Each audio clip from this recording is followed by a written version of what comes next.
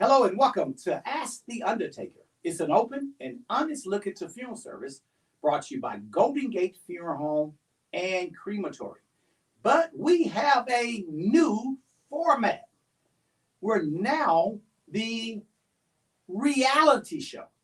We're going to be very transparent about the Beckwith family, as well as continuing to educate the public when it comes to 7 things.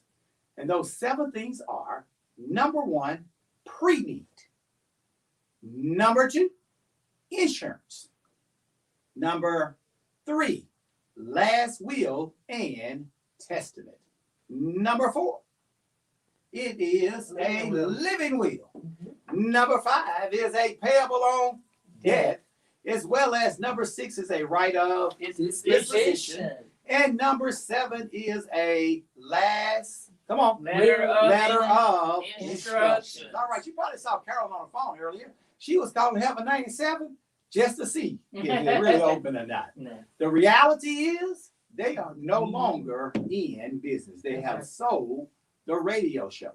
So let's get started. We always start off with a scripture and a prayer. So our scripture for the day comes from Matthew, 5th chapter and the 4th verse said, y'all might know this one. Blessed are they that mourn, for they shall be comforted. We truly believe at Golden Gate Funeral Home, the Beckwith family, that we are that vessel that God used to comfort families. Throughout the show today, we're going to get ready to read names of those that God has blessed us to be a blessing to. And Charlotte's going to have a word or prayer with us. So what is this show about today? The show is about New Year's. It is a new year. This is our first time actually having a Ask the Undertaker reality show on New Year's. So I got a few questions and a few answers and a few other things we're going to talk about. First of all, we're going to continue the history of Golden Gate. I got a lot of hits last week, and they said, "Man, we really appreciate you sharing the story about your father and how Golden Gate Funeral Home got started." And I appreciate you. You can go back and you can watch Ask the Undertaker, that very first episode, I will call it. Learn a little bit about the history of how we got started. But it's a lot to our history. So we discussed Dad. We discussed him being ran out of Louisiana by the Ku Klux Klan. We talked a little bit about him going to Lone Star Funeral Home and how he met Mama from around the corner that worked at the grocery store. And it was history. Yes. How he worked 3 jobs: Red Ball Motor Freight, insurance, debit agent, and at all the local funeral homes until he was able to open his home. But there's a little bit more history that comes with Golden Gate Funeral Home. So people say, well, how did you get the money, or how are you able to do what you do? One of the things that happened tragically to the Beckwith family is that Aline Beckwith was shot along with Charlotte in a 7-Eleven store robbery back in June of 1977. So people say, hey, a lot of people, Carol, didn't know about Mom being shot. And then when we tell the story about Mom being shot, people don't always remember that Charlotte was shot as well. You say, wait a minute, you're going to have to, I might have to explain this story. Your mama was shot at a 7-Eleven store robbery. Yes, one morning, Charlotte and Mom went to the store, and man who had helped us get in the store the day before came back and said, hey, it's just her son in there and herself that's going to be there. It's going to be easy for us to rob them and move on. So he brings his partner with him. But that day, I didn't go. Charlotte went instead, walks in and shoots Mom. Now, Charlotte, she probably could tell a story a little better, but it sounds a little better coming from me. The average kid, and you were 11 years old? 11 years old would have heard a gunshot and hid or ran. She was just the opposite. She ran to the gun, ran to her mama that was shot, goes toward her mama, hits the mat under the counter there, and slips. The guy decides, I want no witnesses. I'm going to kill her, and I'm going to kill an 11-year-old child. He shoots both of them. Yeah, I know y'all know about Charlotte. We're going to get to know her a little bit later on. But she's something special. She is shot. Mom is shot. And Charlotte is the one who gets up and calls the police and gets help for both of them. Charlotte was so bad, so I got to tell y'all this story. My mom ended up having like 20 surgeries over the years, and she had a lot of things that eventually caused her death later on in life. Charlotte got shot at 11 years old. Bullet went through her arm and came out the other side. They put a Band-Aid on Charlotte. Charlotte was shooting basketball in the backyard the same day. Now, I just want to make sure this is reality. I don't want to add to this. 11-year-old gets shot with a 38 snub nose this close and walks away. That's just shot. Now is that a true story? That is true. Is that our story? Yes, it is. I got to discuss this, y'all. What happens? Now, God blessed us that this happened in 1977. Mom lost a kidney. Mom had colostomy bags. Thank you. Mom was given hepatitis through a bad blood transfusion. Y'all, she never got well from the gunshot. Right. But God blessed her to live into the year 2000. She suffered for 27 years. She had a headache every day. Since then, she had an aneurysm. It caused a lot of problems, but she was able to work through those things. Yes. Y'all remember this, don't you? Oh, yeah. Okay, good. Because Mom was still blessed to work with Golden Gate Funeral Home 3 years later and still continue to work with us up to her passing at 57 years of age. Yes. So let's talk about that. What if Mom had not made it?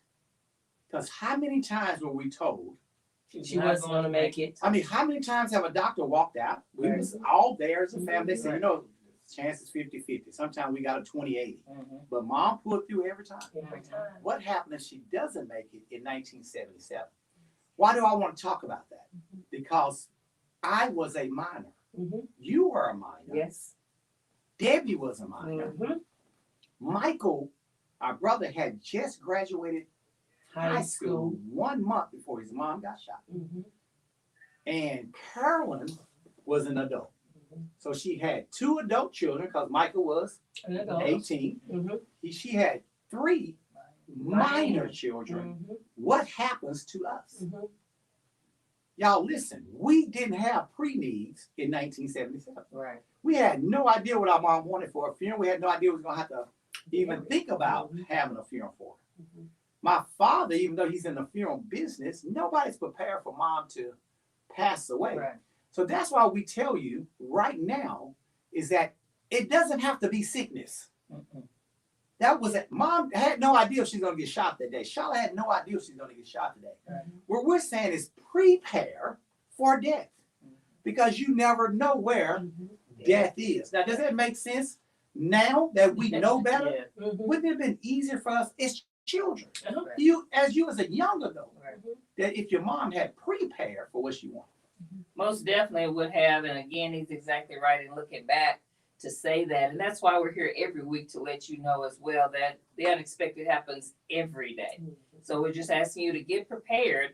And if it doesn't happen today, thank God it's there in the drawer. You know what to do. But if it does happen, we don't want you devastated twice. And Mom learned from it. Mom went back, y'all, and wrote down everything for us to do. Yes. She even wrote a letter to us as 5 children, and we posted it in her program. Yes. She says, listen, I treated you like a flower. Sometimes I had to cut you down so you can grow. Mom had a wonderful, she learned from her tragic situation. I know a lot of you watching right now, you dealt with some tragic situation, your family's dealt with it.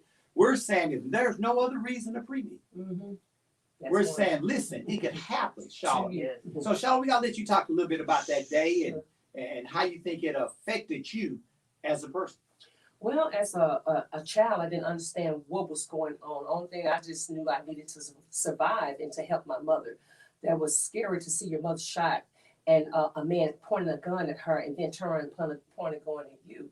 But again, as a child, you don't realize what's going on, what's happening to you. That was my 7th grade year. But prior to that, I had a friend girl whose mother passed in her 6th grade year. So our children go through a lot. It's always good to have something in plans, such as death happen to a parent, that your children is going to have to learn how to live. Like me as a young girl, you know, my mother wasn't around. So I had to learn how to live, how to become a female, how to learn how to just live life. to always have something in plan because you never know what's going to happen day to day. So you say have something in plan. Listen, if you're a child, it's up to the parent to have something in plan. Right. You are the parent.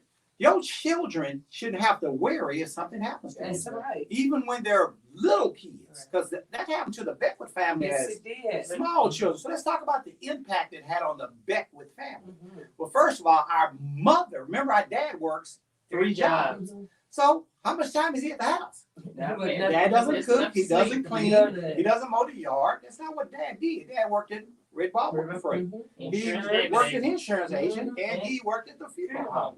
Well, other than myself, which spent every waking moment with him because he took me everywhere, the other kids didn't get to spend as much time with him. Mhm. I'm the little boy, so I get to run behind him. But when something happens to mom, who was the caretaker of everybody, all of a sudden it's like, what the, what? What are we gonna do? Let me tell you what we did, y'all. We went over to Carolyn's house. Mhm. Isn't that something? Mhm. It's like Carolyn immediately stepped into a matriarch role. Y'all have to understand how old Carolyn is when this happened. Carolyn was born in 57. This happened in 77. Carolyn is 20 years old. Mhm. But she's 20 years old, but mom had taught her so much. She was so stable, the 3 minor children were able to just go to the 20-year-old's home Mhm. because dad was still working at Red Ball Metal Freight. Dad Insurance. was still selling insurance, and dad was still working at the Funeral home. funeral home. We needed some stability, someplace to stay, because who kept us was mom. And guess who opens her door? A 20-year-old says, come on, did you have 2 children then? Because Trina was born, Mhm. Fred, Just wasn't born yet. like a year later, Yes. Fred was born. You have a whole husband Mhm. and living on taper week, 1425 taper week That's right. over there next to Carter High School. Oh yeah. And Exactly. all of a sudden, 3 kids show up. Carol, how did that make you feel as a 20-year-old now have the responsibility of your siblings? Well, but again, that's what we do as family. And just open those doors, make sure that my family was taken care of. We had to check on our mom every day to see how she was doing. But that was nothing. There was not even a thought to it. Of course, we had no plans. We had no plans at all for our mother to be in the hospital. But of course, we did what we needed to do to make sure that we continued on praying to God every day that mom would be okay. But we just continued. Yeah, it was such a change because we live in Sox District. Mhm. We caught the bus or where we was going from a certain area. Now all of a sudden we're living in a totally different Mhm. area. Yeah, it wasn't long. Don't get me wrong. I don't think I stayed there a month. Because I turned around and went back to my daddy. I said, I'm gone. Me and daddy hang out together. I'll see y'all later. I'm not sure. How long did you stay there? Well, I don't know. I was back and forth at Carolyn House. I went to You Carter. went to Carter. Because She went to because Carter I lived because with mom Carolyn. was shot Mhm. and she lived with Carol. Right. But you also was at the house. Uh-huh. So dad was able to adjust Mhm. and say, hey, I'm going to bring my kids back. And we came back there. Yeah, well, I just want to say this. We talk about John Beckwith Sr. all the time, how we give him his kudos. He was a powerful man because he took the role of a husband and a wife. He did everything he needed to do to He take care became of a his single children. parent. When I say a single parent trying to take care Trying of to a cook. minor, he did the best he can, y'all. I know it's just funny how my dad took us to the Army and Navy to shop for clothes because he didn't know how to shop for clothes because school was starting that August, and he did the best that he can. So gave it's us a- June. School started in August. August, He yeah. thought mama had to get us some clothes. And Charlotte, do you remember that? Yeah, well, you remember he gave us a certain amount of money to take us, and he took us to an army, and he did not know where to take us, but he did the best that he could. Cause that's why I love my dad so much, because if you will see the road that he took on, once his wife got shot, he got 3 kids at home. We don't know what had happened or what happened to the people that had shot us. So he's trying to protect us also. He's taking us up to Colonel House We're going for to talk a little bit protection. about that. Yeah. Let's And talk so- about what so- that. I don't want you to go past that. Okay, I'm sorry. No, you're okay. You're telling the truth. So these people who shot mom in Charlotte did not get caught immediately. Right. So this is crazy. I was like being in a movie. Yeah. The police will come to our house and say, these people are still out. And because they wanted to kill both of them for no witnesses, they may come back and try to kill y'all. We're like, what? We're children. Yeah. Especially Charlotte, because she I was saw the him. only witness. Guess who else saw him? me Mhm. the day before. Right. So they was like, when you walk up to the door, now we're 10, 11 years old. Peek through the door first. They telling us all kinds of stuff. What people didn't know is at night, Dad and I would get together.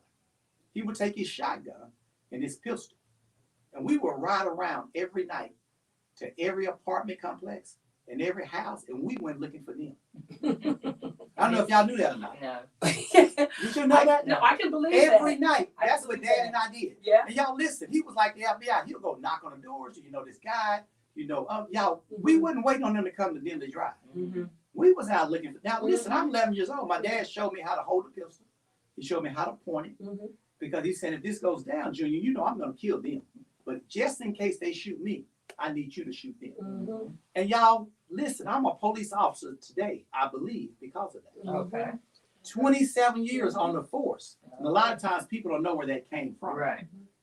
And we thank God, not only was Dad the provider, you're right, Daddy was the protector. And y'all listen, he told me, don't you tell Charlotte, Debbie, Carolyn, and nobody else what we do.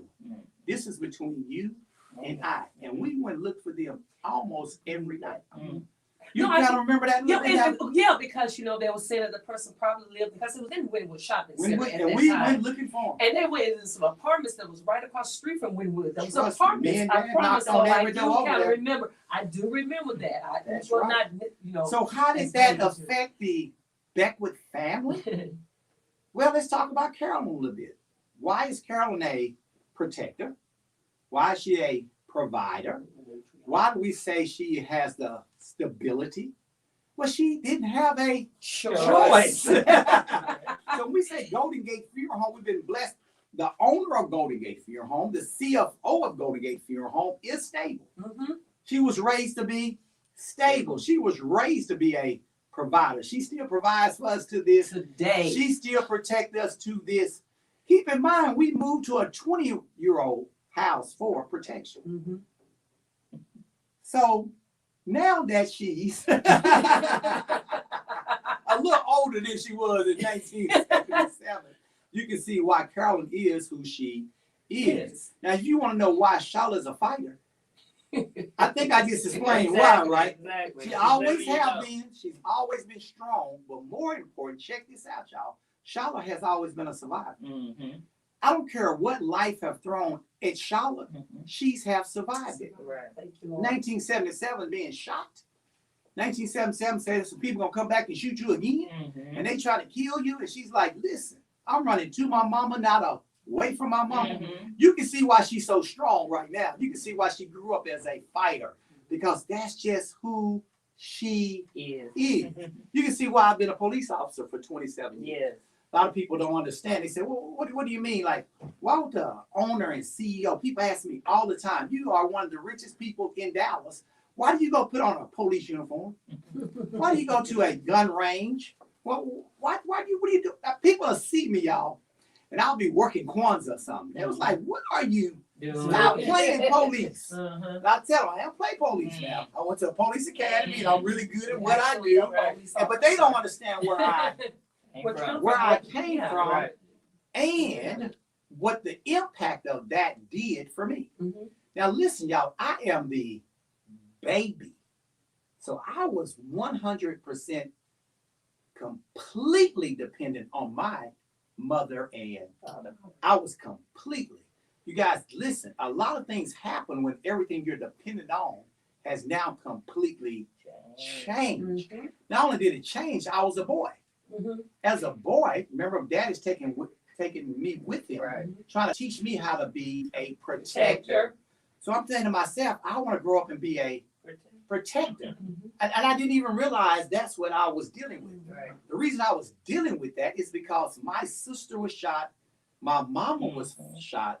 I am a boy, and I can't do nothing about it. Mm-hmm. I can't protect them. They can't stay at home, and I'm the protector. So what does that do to a boy mentally when he can't protect his family? Mm-hmm. Well, let me tell you what it did to me. Y'all ready? Y'all ready to get deep? Yes. It's called a survivor complex. Did y'all ever heard that before? Let me give you what that means. It's called a white knight syndrome. It's another thing it's called. It says you have a need to save people by fixing their problems. Right.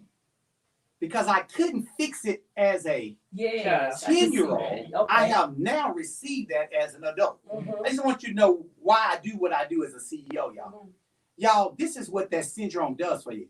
You only feel good about yourself when you're helping somebody else. Mhm. I have a survivor complex Mhm. because that should have been me that morning. Mhm. It wasn't Charlotte's week to be there. Mhm. The man said, we're going to come back and rob the boy and the mother. Mhm. Why did my sister got shot? That should have been me that got shot. Mhm. So now I have this survivor. Now I feel like I need to go fix everybody else's problem. At 54, I'm still dealing with an issue I dealt with at 10 years old. Mhm.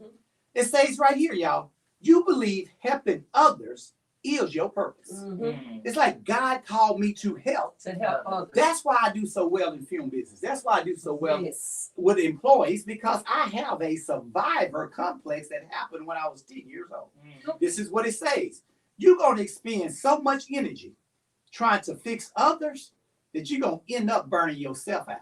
Mm. They said with this survivor complex is that you can't live like that. Mhm. Carol, I can't put other people before my Yourself. feelings. And y'all, I didn't realize that until this month. Mhm. That I was Yes. dealing with a survivor, and they thought I went crazy. They thought I had a stroke.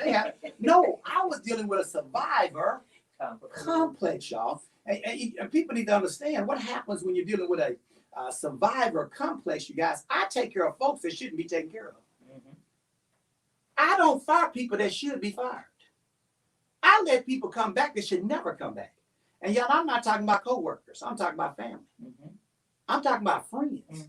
And not just in the funeral home ministry, in my life Right. here. Y'all, I've had people almost kill me, and I forgave them. Mhm. And let them come back. Mhm. I've had people cuss me with all they had and made it very clear to me, this is where I stand with you. And I still will reach out and help them. Yes. Is that me? That's you. And you know, That is him. and y'all listen, that is a survivor. I Complex. thought that was my calling. Mm. That God called me to help folks that didn't even care about me. Mm. And I realized when we got ready to do this reality show, that all occurred by what happened Mhm. in You're June right. 27th, 1977. Changed my entire Life. life. So, is there going to be a change since we now know better? New Yes. Year's, y'all. Let's talk Yes. about the New Year's Right. Yes. resolution. Okay. New Year's resolution. First of all, you need to get a preview. Everybody needs to make a New Year's resolution. Yes, sir. Have at least 7 things on it. If you've already did one of those, go ahead and mark it off. Do you have a pre-need? If not, you must do that in 2021. Mhm. Yes, sir. You don't have to pay a dime. Charlotte, why you don't have to pay a dime for pre-need? What does pre-need mean that I don't have to pay for it? Well, what it is that you're pre-planning and you're pre-planning ahead. We think that people know exactly what we want and what will happen if we pass, but they don't know. So if you pre-plan and write this information down, let your family know. Yeah, you can finance it, but just the knowledge of what you will want in death or care and how to handle your debt. That's the best thing that you And can it's ever free. do for you. Yeah. Just write that Yeah, down, just bring it write to it us, we'll down. put it in our It's the computer for you. best thing that you can And do. for then your also family. that New Year's resolution, Carol said, just in case something happened, like what happened to our mom. Right. Yeah. Y'all listen, my mom didn't pass, but if she had, we would have lost her income. Mhm. Yeah. I'm telling you, we didn't have Kevin Kelly and Kelly law firm. I'm Right, serious. right. They didn't exist. Right. Because if they had, Saflin would have got tore up from the floor. Oh, yeah. I would have called Kevin Kelly and said, hey, Saflin, y'all got to know the story what happened to my mom. Mhm. Saflin knew they was robbing 7-Elevens. You said, Yeah. what? Yeah, they knew they were. They didn't know this particular people, but y'all, they had so many strings of robbers since 1977 that Saflin hired gunners. Mhm. You said, what's a gunner? Saflin hired a guy to have a rifle Mhm. that would sit behind a closed door that you didn't see him. Mhm. They hired rifle people to shoot people that came to rob 7-Elevens. That's right. That's how many was being robbed. Mhm. My mama was working in a situation where they hired some gunner somewhere, but they didn't give my mama one. Mhm. They didn't protect her. Mhm. If that had happened today, Kevin Kelly would have kicked we would have never Yes, had to sir. worry about a dime again. Mhm. But that wasn't the case back then. Mhm. My dad had to steal some, take Right. care of us. Mhm. Now they gave her a small settlement. They gave her insurance for the rest of her life. Right. They gave dad insurance, Right. but it was nothing what it Should have should have been. been. Mhm. You must get some insurance Yes, to sir. protect your family. That's right. You can't depend on the lawsuit. Mhm. You can't depend on Kevin Yeah, Kelly Lord. taking care of your family, which he would. But you get a life insurance policy just in case Mhm. it doesn't work out. Your 3 minor children and your 2 young adult children Mhm. is gonna be okay. Yes, sir. People say, well, what happened to Michael and Debbie? Y'all ain't said nothing about them. Michael was so devastated that he was unable to protect his mother and he was unable to provide for his siblings that he actually joined the Navy. Mhm. He said, I'm gone. I'm out of here. And he joins the Navy that year Right. and he leaves. Yes. I mean, that's just what happened. Yeah. Say, well, what happened to Debbie? Debbie is not much older than we are. I'm 1984 graduate. I'm sorry, I was born in 1966. Charlotte's 1965. Debbie is 1963. Mhm. Debbie goes on Mhm. to become one of the smartest and Mhm. most intelligent people we know. She goes on to become a who's who in America. Mhm. She Mhm. graduates with all these scholarships from Society. Skyline. She Mhm. goes on to University of Texas on Mhm. scholarship. Yes. So we all came out Okay. a little okay. Mhm. Now she has been a federal police officer for over 30 years. Mhm. Met her husband in the Federal Police Officers Okay. Academy, Mhm. and she's been married forever Mhm. now. Mhm. Mhm. And they have 2 wonderful children. They do a great job. And they should be retiring soon. Yes. And she ended up being one of the top people in her area. So Yeah. everybody came out Okay. okay. But y'all, if something happens to your family, you must have some money in Yes. place. What about last will and testament? What would have happened to mom's stuff? Right. I mean, what would have happened Mhm. We've if been she had scrambling passed around. away? Yeah. Scrambling around trying to figure out what to do with this, what to do with that. He talked about the insurance, the house. We lived in, where they lived in a house. I just moved from the house. So a lot of things would have had to have been figured out. We call it chaos and confusion. We want you to get that last will and testament in place. So again, your family is totally devastated that you passed away. But at this point, they can survive because they know what to do with your stuff. They know what to do with, this case, 3 minor Minor children. Exactly. Who's That's gonna it. take That's care it. of them? What Who's you're gonna going take to care do. of them? Mhm. So everything is contingent on you making sure everything's in place, and this last will and testament is very, very important. So let's talk a little bit about something else. The living will. My mama survived. Mm-hmm. Mhm. But we had no idea. Mom, listen, we didn't know she had to go to a nursing care. Y'all, you don't understand how many times we thought mom was going to pass away. Oh, yes. And if she had to end up in some type of facility or something, we had no idea what her wishes was, Charlotte. Did you? No, we did not. You know, only thing we wanted was mama to survive. Mm-hmm. And so again, you never know what a person do. They want to go through what mama went through. Okay. You know, some people Because like, a lot of times they said, Yeah. pull the plug on well, her. yes, Uh-huh. and we wouldn't pull that plug, but you know, some people don't want to be resuscitated.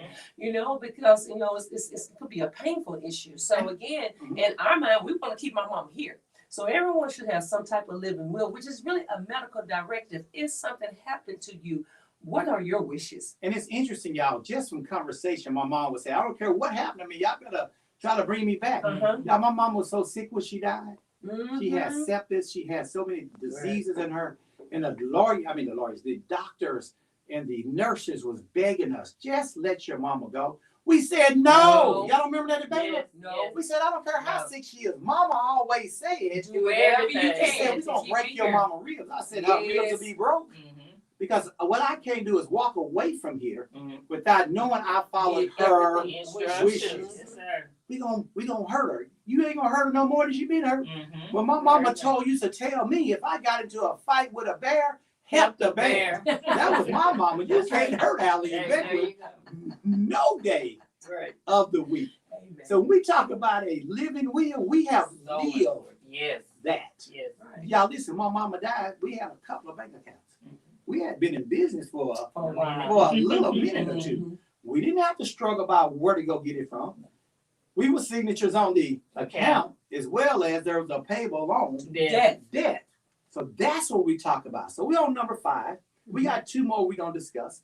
But also we remember in the middle of this show, we recognize those who have passed on to their reward. Who believes there's a reward? Yes, What's sir. your Yes, answer? sir. Yes, I do. Yes, You sir. do. Yes, sir. All right. So my big sisters Carolyn is going to read the names, and then my big sister, protector, fighter. I tell you, don't come after me now. Don't get shot All alert. right. You ain't no 38 snub nose. If that didn't take out, you ain't gonna get take out.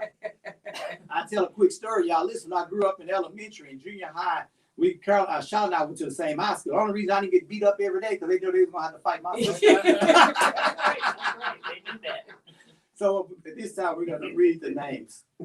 Miss Mary Hodge, Miss Dorothy Hightower, Mr. Darrell Jones, Miss Betty Wright, Miss Starlin Bell, Miss Selena Grigsby, Miss Yesenia Robles, Mr. William Floyd, Miss Angelita Trevino, Mr. Anthony York, Miss Brenda Burrell, Miss Patricia Williams, Mother Irma Armstrong, Mr. Luther Curring, Miss Shirley Beavers, Mr. Otis Skinner, Miss Cherie Rudd, Mr. Raymond Finley, Mr. Christopher Matthews, Miss Johnny Mae Simon, Mr. Jerry Jefferson, Mr. Lee Brown, Mr. Marquise Lewis, Mr. Jerry Beiser, Mr. Simon Cornyn, Miss Geneva Jones, Mr. Jonathan Colbert, Miss Therese Beeman Boyd, Mr. James Nobles Jr., Miss Jimmy Thomas, Mr. Mark Matona, Miss Maria Rolava, Miss Nicole Davis, Miss Joyce Wilson, Miss Patsy Morris, Miss Dorothy Sneed, Mr. James Hicks, Miss Sheila Washington, Mr. Melton Tatum, Mr. Mark Webb, Miss Annie Sanford, Miss Shirley Paramore, Miss Bertha Brown, Miss Joyce Marble, Miss Lily Caldwell, Mr. John Myers, Miss Sheila Calloway, Miss Louise Thomas, Miss Bobby Jean Wright, Mr. Herman Chapman, Mr. Ronald Kennedy, Mr. James Thomas Sr., Mr. Gene Johnson, Miss Alice Smith, Mr. Lonnie Johnson, Mr. Ross Brewer, Mr. Kevin Eugene Abraham, Miss Billie Jean Mangrum, Miss Devorah Grays, Miss Rosemary Hurst, Miss Ernestine Cook, Mr. Ty Cordoris Jordan, Miss Margaret Chapman, Miss Georgia Walker, Miss Elsie Ware, Miss Annette Scott Holland, Mr. Timothy Franklin Jr., Mr. Timothy Gary, Miss Frances Pickens, Evangelist Billy Sandra Walker,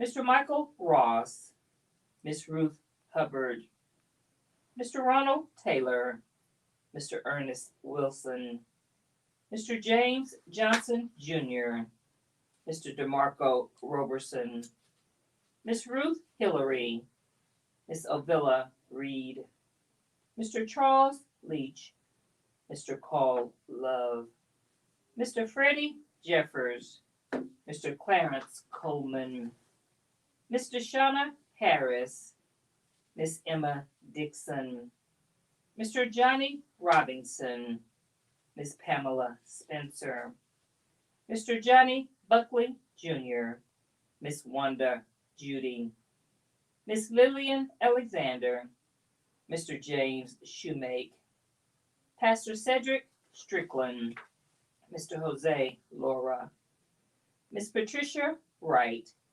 Mr. Miguel Ruiz, Mr. Tipple Love, Miss Cynthia Griffin, and Mr. Frederick Kirby.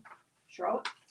Most gracious Master, we come to your throne of grace with thanksgiving and praise, Father God. But right now, we want to intercede today for the family who has lost loved ones. We want to intercede today for the family who has to start a new year off having to put their loved ones away. Lord, we ask you to heal their mind. We ask you to give them the comfort that they need today. We ask that if it's something that we can do, that we will help these families today as they go on this new journey in life. God, I just want to thank you and lift you up and give you the praises and the honor and the glory because you deserve it, Father God. And only you can give these families what they need today. So we thank you in Jesus' precious, mighty name. Amen. Amen. Welcome back. We are back. Thank you so much. Carrie, you do an excellent job reading those names. Thank you. I remember when we first started the show about 15 years ago, Carolyn wasn't on the show. I was the only host. And y'all, I had to read the names. I was tearing them up. I had a famous conversation. If you don't learn how to pronounce my mom's name, I said, I tell you what, I'm going to get my big sister. And she's going to start reading the names. She's a little more intelligent than the CFO. And I love to hear Charlotte pray. Yes. She's an evangelist. Yes. And so Yes. that's the reason we allow her to pray. Yes. And I appreciate you being knowledgeable of what we were praying for. Yes. A lot of times people will get caught up in, me being a earned doctor's degree in theology. I can appreciate a good preacher and a good prayer.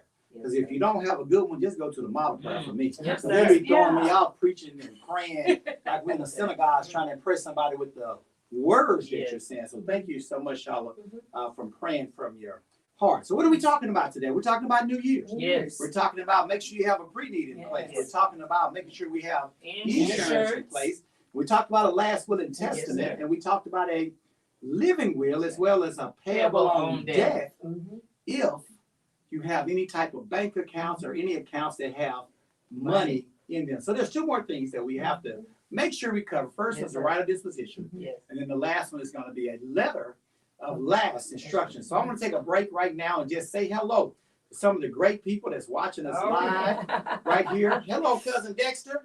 Miss Sandra Kennedy, she is a faithful watcher. We love her. Thank you so much. I got my mother-in-law here, Daphne Payne. Dorothy Hawkins, just want to say hello. We handle the services for her father, Mr. Frank Hawkins. Diane Mary is here. She said, thank you for sharing your first-hand knowledge and experience. It makes things so relatable. And then Miss Sandra came back and said, y'all, that is an amazing story that you gave us. And so many others have tuned in.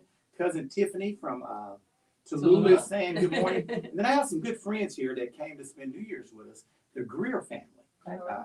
Yes, and they're both here, two brothers that own a funeral home in the Carolinas. So they're watching, they're learning. I mean, they're watching and being a part of the show. And he hit us and said, what's an awesome testimony. I'm going to meet them again today for lunch before they fly back. But their father just recently passed. They're a 4-generation family-owned business. Their great-grandfather, their grandfather, their father, and now them, 2 sons that's doing a great job running the family business. So we definitely want to say hello to them and so many others that have tuned in. Thank you for being a part of Ask the Undertaker. Let's continue a little bit. We talked about the New Year's, and we talked about making resolutions. We said at least 7 things need to be on that list, Yes, right? Sir. Yes, sir. But yes, you got to understand, why do we even make New Year's resolutions? A lot of people don't like to use the word resolution. I have no problem with what you want to call it. But let's definitely do some goals, whatever words you need to use to make sure the bottom line is in 2021, you want to improve from 2020. That's all resolutions mean. That I'm going to set some goals, that I'm going to be better in 2021 than I was in 2020. So you might say, well, I had 4 of those 7 things in 2020. But in 2021, I'm going to get the other 3. Or you might say, I had 2 of them. So this year, I'm going to get 4 of them. The bottom line is the reason for making a resolution or a goal is to become better. You agree with that, Carol? What's your resolution? Most definitely. My resolution is to get us more efficient here at the funeral home. As John states, I am the CFO. I want to make sure that we are viable to this community and to our family for years to come. Got a resolution? Yeah, my resolution is to get closer to God. Because if I get closer to God, I'm able to help people. Because I love to help people. I don't have that survival mentality that you have. But as long as we keep Christ first, then we'll be able to serve the public and be able to be a good thing for families in the time of loss. Now, y'all heard them. And my next question on here, and I didn't give them notes, it says, should you be selfish in your resolutions? My answer to that is yes. Because y'all talked about something you're doing for somebody else. You talked about something. So I'm going to give y'all my resolution. The first one is I need to learn to play golf. Okay. The Greer boys I was just talking about, y'all. Okay. Listen, we went to the Dominican Republic together on one of our business trips. Y'all, we went played golf. Y'all, they are like expert golf players. I'm like, you can't be that much better than I am. Y'all, I'm a competitor. Yes. So I asked Alan yesterday, Alan Artie, that's their name. And I said, boy, listen, I'm gonna learn how to play. Should I go to the driver's range? And I'm asking because he's a good he said, you should go in there, you're gonna get bad habits. You're gonna learn how to swing, but you ain't gonna learn how to swing right. I said, well, what should I do? He said, this is what you need. Go get you a coach. So next week, I'm gonna learn how to play golf. Okay. Yeah, this is the crazy part. I lived on the golf course for 12 years. Right. It's called the Shores. Right. I had a lake in my backyard and a hole in the front yard. Mm-hmm. Never would play. My son learned how to play, but I never even learned how. I don't even own a set of clubs. Okay. So I asked the other brother now. That was Alan. Tell him. Artie said, "Go get you some clubs." I said, "They make so many clubs. Do I go get the Tiger Woods clubs?" He said, "Boy, they don't even make them no more. The Nike don't even make." I said, "I didn't know that. What should I go buy?" He said, "Go buy TaylorMade." So next week, I'm going to buy me a coach, and I'm going to go buy me a Club. TaylorMade. I said, "You see yourself now? Are you that selfish that you want to go play golf?" This is the deal, you guys. I am the most expensive. I am the highest paid employee of Beckwith Inc. I must start working on the pay rate that I make. Y'all, the business deals are made where? On the golf course. If you want to meet a banker, if you want to meet somebody that finances, if you want to learn something about funeral business, you have to learn to play golf. The people that's on the next level, that's above me, that's making more money than I do, that's who I need to be talking to. Guess where they are in the morning? They're on the golf course. Guess where I'm going to get? On the golf course. On the golf course. It's selfish, but it's going to serve its purpose. And tell y'all another. There's another one I had. I got to listen. Social media. I said from now on, I will post every day on social media and finally start learning how to work social media. So if anybody is my Facebook friend, I bet I post 20 times yesterday. Now, Alan Greer taught me yesterday how to use my story. Y'all know how to use your story on Facebook, Instagram? No. I just learned that yesterday. Thank you, my brother. We was at Drew Kitchen, right down on Kevin Kelly's spot, and we was sitting up top, and he showed me how to use your story or my story. Which one is it? Your story or my story? My story. You don't know. It's your story. See, I let you know she don't know. So it's your story, and he taught me how to do that. Yeah, that's my New Year's resolution, to learn how to use social media. I got a bunch of y'all. I ain't gonna name all of them, but I got a bunch of them. I must become better in 2021 than I was in 2020. So I have to make a resolution. You can call it you want. I have to make some goals. I got to make a list and check this out. I have to read them out loud. I'm telling the public these are. So you're gonna hold me accountable. So my pastor, Bishop Jeffrey Thomas, y'all, is one of the best golf people I've ever met. Okay. But he had a coach, a guy that was a member of our church that showed him how to do it. Now Jeff go win tournaments and all kind of stuff. This is one of my best friends as well as my pastor, and I've been to the golf course with him one time. We went to some type of big tournament or something. We watched some people play. But I've never played with him because I've never learned how to play golf. So now I can have somebody pour into my life spiritually because now I got some friends that play. I got some spiritual advisors that play. Just about everybody I know play golf except for me. And then I'm going to be selfish and hopefully be able to get something and pour back into the community. So what are you talking about? I just try to tell the public, make that list. Say it out loud so you can hold me accountable. And then other people can hold you accountable. If you want to lose 10 pounds, tell everybody. Yes. So 6 months from now, when you ain't lost 8 pounds, everybody can say, you know you're supposed to be losing 10 pounds. Do you have a pre-need? Do you have insurance? Do you have last will and testament? Do you have a living will? Do you have a payable on death on all your account? Because go ask and tell someone that's your resolution so that your friends and family can hold you accountable for it. Now, right disposition. So if mom passes away, dad's in charge, right? Well, guess what? She did. And dad was in charge a little bit.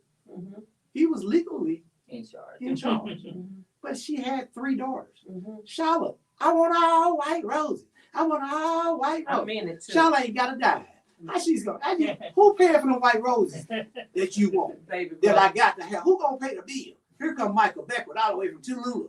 Now we ain't putting mom in that copper that she want. We gonna put in a millennium. Michael, you know how much a millennium costs? That's a $30,000 casket. Who gonna pay for that? Y'all, Daddy didn't say word. He let Charlotte have the color flowers she want. He wouldn't let Michael go buy a $30,000 casket for his Amy. He was a nephew. Now he lived in that house and he raised him from the time he got out of high school all the way through mortuary college. So that was like his mama too. Mhm. Yeah, she fussed at him just like she fussed at us. Everybody She else. didn't play with Michael. Michael be on his way to mortuary college, y'all. And then, cause Michael was struggling, boy, he didn't want to have to get up early. He didn't have to go to that school. That school was hard. So Mama told him one day, said, "Come here, Michael. Now, I know you're struggling, son, and I know you got to go through a lot. But if you walk past that trash again on your way, then you're gonna have some issues." And Michael always tell me that story. Cause Mama just had a way. Yeah, She wasn't cussing, and she did. wasn't mean, but when she said it, you knew. You ain't Michael Beck never walk past that trash again on his way to mortuary. Michael lived with mom. Hey, y'all, that's just the way it is. That's just the way it is. Yes, sir. So you're gonna make this list. You're gonna make sure you're held accountable for, and you're gonna make sure that somebody's gonna say who's gonna be in charge of your funeral. Be careful, because you'll have a Charlotte that'll pick the flowers. You'll have a Michael Beckwith that'll pick the casket. Because we're grieving so hard. My father, Dad did not ask for one thing for a funeral. Check this out, that he paid for. Mhm. He was the next of kin. Y'all, Dad didn't even make the program. He got angry one time. Somebody said something to him at his house. And I think he finally just said, "That's my wife." Were you there? He checked somebody. I don't remember who it was. It was a cousin or something that had came and visited us, or somebody said something. And you know how Dad is. He's so passive. He's so humble.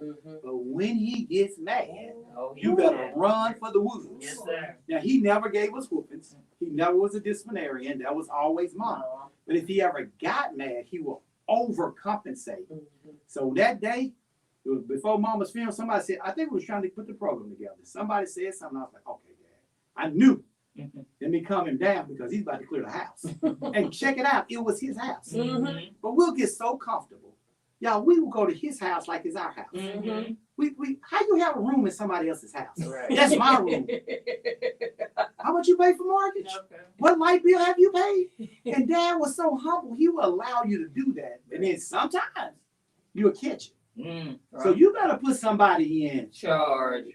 because if not, other folks will spend your money. Yes, sir. We did that for my mama. Other people make decisions, and y'all Daddy had to write the check. Oh, y'all didn't hear me. Make sure you have a right of disposition for yourself. You know who's writing. Don't let your kids take over your husband. Tell your kids, my husband's in charge. I already told him what to do. But y'all don't show up and tell and be demanding on him. Or don't show up to my mama and be demanding on her or my wife. Put it in Right. and then get it notarized, and y'all, they will legally be able to run that situation. Well, that was something else, y'all. A last letter of instruction. Yes. But Mom gave us that. Yes. Now, this is before the show. Yes. So she wrote down exactly what she wanted us to know. And then we take it and we print it in the program. She just, I mean, I don't remember her writing it. And her and I spent every day together. All my adult life. So Charlotte was a basketball star in high school. She went to Carter High School. And y'all listen, they had this 5 starters that was unbelievable. Do you remember who played on that team? So one of your guards was Gwen Westbrook, which is now married to the Constable Wright at Precinct 4. And y'all, she was like a freshman on that team. Yes, she was a freshman. On varsity. But she had a shot that was unbelievable. Shot and a pass that y'all, was listen, she ends up playing professionally most of her adult life. I remember she was playing like in Australia. I mean, great basketball player. The other, we had Carla Fountain was the other guard. Right. And Gwen was like a shooting guard, and Carla was the point guard. And she would pass that ball, and then you had these 2 forwards. Come on. Mona Flowers. Then you had Speed. Sean And Sean Patterson. Patterson. Then we had Clara Campbell. That was Speed. Okay. We had Joy Robertson. Joy Robertson was a very good forward. Yeah. And then Charlotte also played a power forward on that. Who was our center? She was a big, tall That girl. was Speed. That was Clara Speed. Campbell. Speed played the post. You were one of the forwards, and then We had Sean was the other forward. On Yeah. that. And y'all had a We had a great y'all team had this a year. great. Yeah. Y'all listen. This is a true story, y'all. A college showed up one day and said, "I want your starting five," and offered all 5 of them a scholarship to go play together. You remember that? Everybody on the team. That's just how good they were. So Charlotte goes on to play high school basketball, but she goes on to play college basketball. So she goes to Cisco, then from Cisco to Paris. So Charlotte doesn't go to mortuary college. Charlotte goes shoot basketball. Carolyn already has a whole family when she graduated high school. Stability, we talked about that. Carolyn gets married. Who buys a house at 20 years old? How long had you had that house? When did you buy that house? How old were you? 20. She was 20 years old when bought a brick house over there by car. Brand new brick house. On tape. What 20-year-old even get approved for a house, a mortgage? Carolyn was like a grown person at, I mean, you know what I'm saying, at 15 or something. You know what I mean? She was always grown. And it was just one of those things, just extremely stable, as a person. So when we talk about making sure things are in place and making sure that things go well, y'all listen, the reason why Golden Gate Funeral Home, he said, well, why do you become the CEO if you're the baby? It's because they all had other lives. Remember, I told you, Debbie does what? She's a scholar. She goes to University of Texas. She can't go to mortuary college because she has a scholarship as a who's who, all-American, whatever you are in academic. Don't worry, I don't know because they didn't give me all that. Y'all, so when I graduated from high school, there was no question where I was going. I said, Daddy, listen, I got to get out of town. Because everybody get to go off. Charlotte done left, went to Cisco. Evie done left and went to Austin. I want to go somewhere. So he's like, okay, son, but remember, ideal is you going to mortuary college. I was like, okay, can I go in Houston? Now, this is my exact words to him. I remember. So he's like, yeah, you can go to Houston. Go ahead. You can go to Houston. You go do it. And you can do it in Houston. I said, good, Daddy. Thank you. Because all my friends at Prairie View, U of H, different places. So he let me go to Houston. Me and my sister, Debbie, get us an apartment. You remember that? Yes. And we become roommates. So I was supposed to go to mortuary college in Houston. Check this out. So my parents shows up at Commonwealth, is the name of the mortuary college. And this is what they told us. Where are you from? They said, Dallas. They said the #1 school in America is in Dallas. It's like, why are you here? Like, because he want to get away from, he want to go out to college because his sister didn't be. So I was like, okay. They was like, you do not go to this mortuary college. I'm serious. Now, this is September. They said, do not go to this mortuary college. If you want to pass the boards and become with, for your dad, don't go to this mortuary college. So I got to do something while I'm here. So they said, well, you got to go to school. So I go to college in Houston while I'm waiting for the mortuary college to start in March in Dallas. Isn't that something? Yeah. True story. Like, people always wonder, how do you end up in Houston? And well, that's the story. Yes. And that's just what happens. Yeah. It's just one of those things. So we thank God for it. Yeah. So y'all, I get to go to mortuary college right after high school. So I'm 18 years old.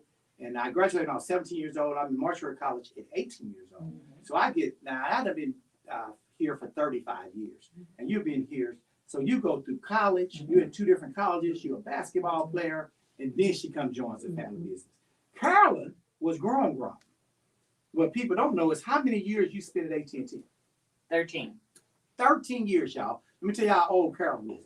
I can talk to the noise because I'm a baby. Carolyn's so old. When you called information, y'all remember information? Yes. 411? Carolyn answered the phone. Hello, this is Carolyn.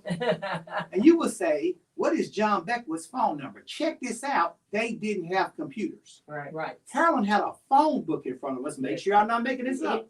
All true. And she would have to flip through the pages for you. And she would just read what you should have been reading at your own house because you had the same phone book she had. And now you got to pay Carolyn to tell you. That was her job at AT&T. Yes. 13 years. So Carolyn said, hey, forget this. I'm tired of flipping. I guess she got some blisters on her hands or something. She decided, I'm going to college. So she goes to college and become a paralegal and work for John. What was John's last name? Kowalski. John while he was an attorney. Mhm. I love me some John. John looked out for me, Yeah. and Carolyn looked out for me, and we still use Carolyn for legal stuff to this day She's a paralegal. because of her connection with that and remembered a lot of the things Yes. that she learned. And then we got her at the funeral home. Mhm. Basketball star, paralegal. Debbie gone to University of Texas. Michael has gone to the Navy. Yeah, I'm the only one in mortuary college. That's right. So that's why I am the CEO of the company, because I started in the company. So I was the boss before any of my family ever joined me. So he's like, how you become the boss of and he the baby? That makes sense. So I had the experience, then they came. Now, are we all just one big family now and own and operate it? No, it never will be that way. We are a structured company. Mhm. We're not playing funeral home. We are for real. We are Beckwith Inc., family owned and operated. I am the chief executive officer. Mhm. Now, who takes care of this business is me. Mhm. I'm a prodigy of funeral business. My father taught me everything about funeral services since the day I was born. He showed me how to direct a funeral, how to handle families, how to handle employees. He poured it to me from day one. I mean, as a baby, even to this day, he still pours into me. Right. So, if that's the case, if I'm the heir apparent and I'm now the CEO, you guys, I won't be here always. Who knows that? Yeah, We all know. I won't be here always. I'm not going to live forever. Two things my dad used to tell me. First of all, he would say this to me: Junior, I cannot rebound you from the grave. Mhm. He wasn't a basketball player, maybe in school or something, but he knew if I shot and missed, he was there to get the ball back from me and pass it back to me. Mhm. And y'all listen, I have shot and missed a whole bunch of times in 35 years. And he has caught the ball Mhm. and passed it back to me. Mhm. Now, it will become a time where somebody else is going to have to shoot that ball, Mhm. and I'm going to have to rebound. Mhm. But this is what he would say: I can't do it from the grave. Mhm. He said, Junior, if you're going to shoot the ball, shoot it while I'm Right. still alive. Exactly. So when you do miss, that somebody else don't catch you. Mhm. So that's where Golden Gate Funeral Home is dealing with now with the next generation. So we have children. All three of us have children. This is going to trip y'all out. She has a son named Bryce. Mhm. Bryce graduated from mortuary college. She has a daughter named Katrina who graduated from Texas A&M, has been working here for 17 years. 17 years. I have a daughter that graduated also from Texas A&M, like a first cousin, and also from mortuary college, that's been here for 11 years. Mhm. So we not only have dad, we have this generation in place, but families, listen to me when I say this. We got the next generation in place, and we are pouring into them. So just like my father handled your grandparents and your parents, and you have been blessed to me to handle people in your family, rest assured Golden Gate Funeral Home is going to be here 20, 30, 40, 50 more years because we have the next generation in place. And what we're going to leave them is a last letter of instruction. Yes, sir. I'm not going to pass on without telling Day, Trina, Bryce what to do. Mhm. You're not going to pass on without telling them what to do, are you? Absolutely. I'm gonna let them know everything that I know to keep this business going. What about you? Most definitely, we pour into them daily, and we're going to continue that so we can continue to serve. And let me tell you this, if you don't put it in writing, 90% of what you tell someone, they'll forget. They'll just forget. Mhm. You guys say mean well, and they'll be like, I think he said that. I think she said that. Put it in writing. Where is the code? Where is the password? Where is the Insurance policy? insurance policy? What's the Yes. safe Mhm. combination? Y'all, we need to know all those things. How important is it? Very. Very important. Don't pass on without passing on Yes, sir. something to Your Your family. family. your family in the next generation. Jackie, writes the shows every week. And I went back and I stole something that she said. She said, y'all listen, it takes more than just changing out the calendar. Mm. That's what Jackie said, All right, y'all. makes Thank you, sense. Jackie. That Thank you. makes God bless you. sense. Yes. She said it's going to take more than just changing out the calendar. She said that will not magically make a difference. Mm. Just because the new year changed don't mean you're going to change. She said we got to make some goals, and we got to try to reach them. And y'all, then we all can have a happy new year. Yes, sir. And we pray this year all your wishes come true. Y'all, we're going to be here every Saturday morning from 10 to 11 o'clock a.m. We're still searching for a radio show, but we're live here on social media. Yes, sir. So we're going to be here for you. And Ask the Undertaker, we're going to be transparent. We're going to be real with you about the Beckwith family. We want you to know who we are and where we come from. Yes, sir. And we're going to continue to educate the public. So please continue to be a part of the show. Continue to hit us on Facebook and any other social outlets or media. Yes, sir. And we want to let you know now that we're not restrained by a radio show. Right. If something doesn't just click off on us anymore, Right. I don't even have to do a countdown. So right now, I just want to thank John Beckwith Seniors, Yes, tell sir. you Happy New Year. Thank God for another year that Yes. he was able to survive. Yes. And I want y'all to know we speak like Dad is no longer here. Be careful. Dad is not dead. No, it's not. Let's cut out that You're rumor right, now. John exactly. Beckwith Senior is He's still yet pouring alive. into us. He is Every yet day. alive. Yes, sir. He's still waving. He's still Yes. smiling. Yeah. He's still giving us advice. Yeah. So we are really been blessed to have him. So we want to say, may God bless you and may God keep you is our prayer.